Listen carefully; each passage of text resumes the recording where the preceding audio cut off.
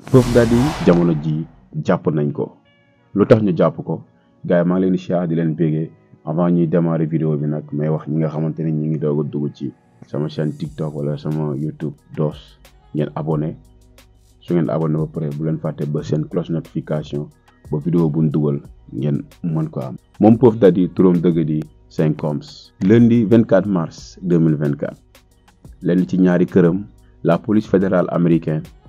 demoon nañ fa def fa descente ba jàppoon ñaari doomam te image bi gisoon ngeen ko yéen ñëpp mu defoon tour du monde. Puff Daddy lan lañ koy toppee trafic de sexe de viol et agression physique mu amoon nag 4 personnes yoo xamante ni ñoo ko porté woon plainte peut-être am na yeneen yu ci dolli ko waat ndax moom liñ koy toppee depuis 1990 la ko commencé woon di ko def. bi ci jiitu mooy exam bi nga xamante ni nekkoon na ak moom ñu koy wax Kazi moom moo ko porté woon plainte depuis novembre 2023 pour viol ak violence physique yemu si rek boole si tamit doon ko consommé loo sinébar muy drogue ba pare di ko tëddee di ko filmer tamit ak ñeneen i góor moom loolu la def Kazi mi nga xamante ni moo nekkoon exam te ñoom depuis 2005 lañ commencé woon di génn booba Kazi mi ngi am 19 ans Puff Daddy am 37 ans mais nag moom Kazi mu ni bi nga xamante ni moom ci jamono boobu defoon na plainte bi Puff Daddy daf ko joxoon xaalis pour mu noppi moom loolu la wax moom Kazi waaye nag yemul ci Kazi moom rek lu ko jiitu en 1991 amoon na ñaari jigéen yoo xamante ni def na leen comme ni mu defoon Kazi mi ndax kenn ki étudiante la woon te nee na jamono boobu mineur la woon te nee na dafa nekkoon victime maanaam ci benn revanche ñu jëloon ay vidéom di ko ci chantage di ko publier ci ay site porno te nee na lépp à cause de Puff Daddy la waaye loolu 91 la woon bi ko Kazi porte plainte muy exam bi après deuxième plainte bi mu nekk benn ancien collaborateur am mu nekk ab producteur beatmaker di Lil Road moom nag muy assuré wax ni Puff Daddy daf ko abusé maanaam entre 2022 2023 ci mois bi nga xamante ni ñoom ñu ngi doon job benn album di rappeler ni Puff Daddy moom label bi ñuy wax Bad Boy Records te ñi nga xamante ni ay connaisseurs lañ xam nañ Bad Boy Records jamonoy Biggie ak Tupac parce que Puff Daddy ancien la fekk na lu bari mën naa ne jamono ji sax at yi mu am bu fekkoon Tupac wala Biggie ñu ngi dund ba léegi gëm naa ni seeni at du sore ndax seen génération la woon. waaye moom Puff Daddy tuuma yooyu yëpp ñu ko tegaloon muy plainte yooyu da ko weddi ndax nee na juste bëgg ñi ko doon plainte wala ñenn ñi mu leen doon fay ay salaire yoo xamante ni nee na salaire yooyu noonu chantage la rek waaye liñ koy wax nee na def si dara ci jamono jooju. waaye da ko weddi ci benn magazine People en décembre 2023 ci tuuma yooyu nga xamante ni tuumal nañ ko. waaye daal ñaari këram yooyu bi nga xamante ni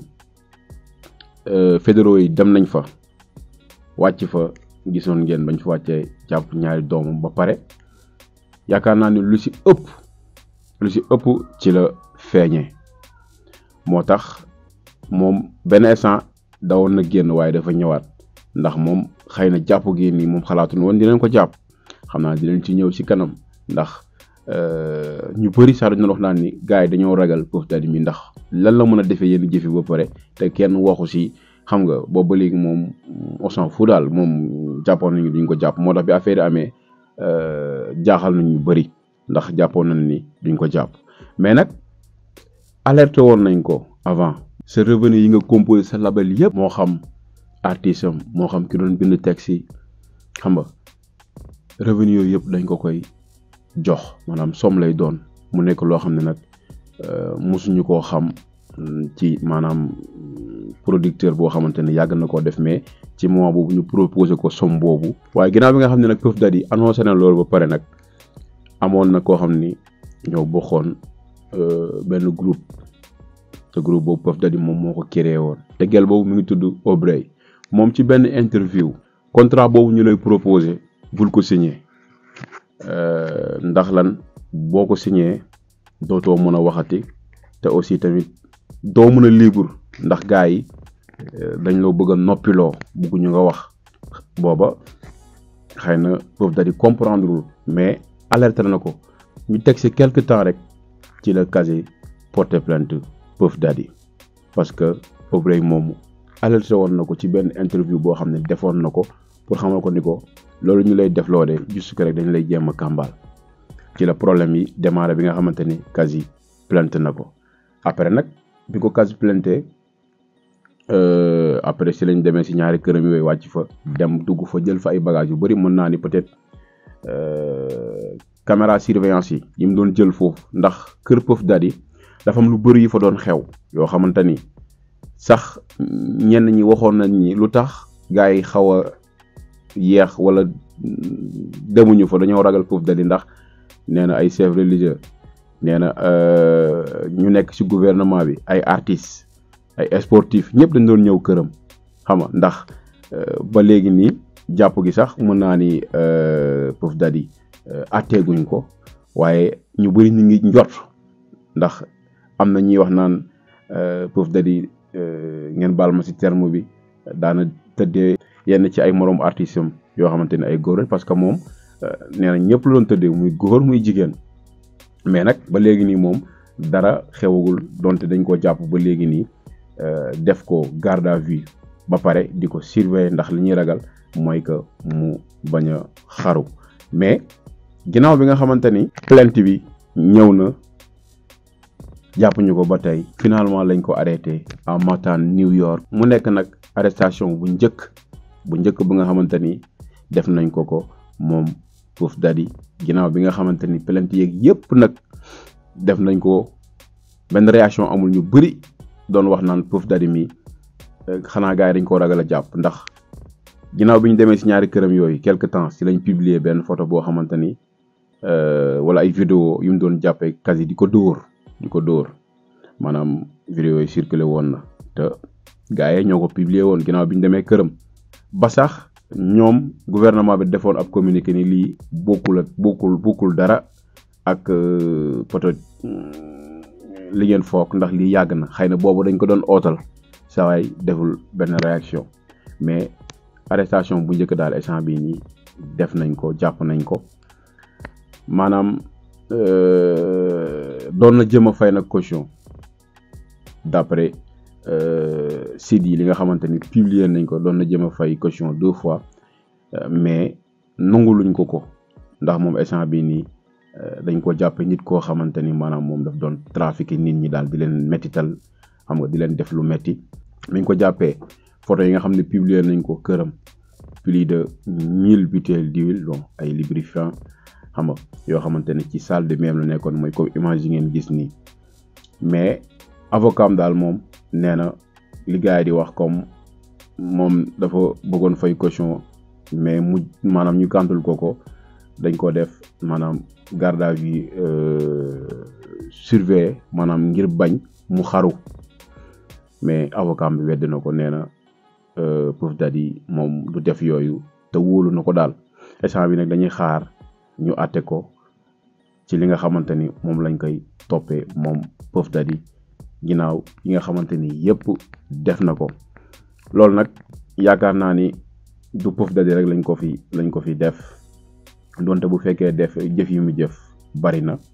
su fekkee tamit ci liñ koy toppee am na ñeneen ñu ci laale ñoo xamante ni ci gouvernement bi lañ nekk wala soit ay sportif lañ wala comme niñ koy waxee ci diina ji la ñu nekk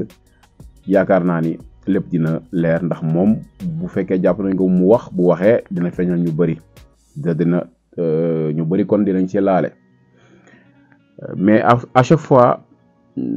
artistes noirs yi rek quoi noirs yi rek ñoom ngay dégg ñuy def yu mel nii te li ma ci jaaxal seen moroom artistes noirs yi ñoom tamit ñoo leen di jàpp tamit di leen kaañoo waat aussi tamit di leen wax yoo xamante ni tey c'est très rare nga gis problème yu mel nii nga ciy dégg ay blanc ñu ciy wax wala boog man xamuma ko wala blanc yi bu ñu amee problème yu mel nii dinañ def tout pour soutenir leen mais da ngay gis maanaam nit ñu ñuul ñi fële États-Unis ni ñuy toroxale seen moroom nit ñu ñuul yi doo comprendre parce que Puff Daddy donc man du ma wax moo def wala deful en tout cas jàpp nañ ko ci yu bëri yoo xamante ni fee yi wane nañ ko tey jii nii le cas de R. Kelly aussi tamit noonu la demee moom it tuumal ko ni ko da nga doon violé da nga doon def lii da nga doon def laa xam nga ba instant bi mi ngi ci jël bi mën naa ne sax pen yi ñu ko tëdd sax mën naa ne sax pen yi ñu ko dóor sax bëri na waaye bëri goo xamante ni mën naa ne sax doo comprendre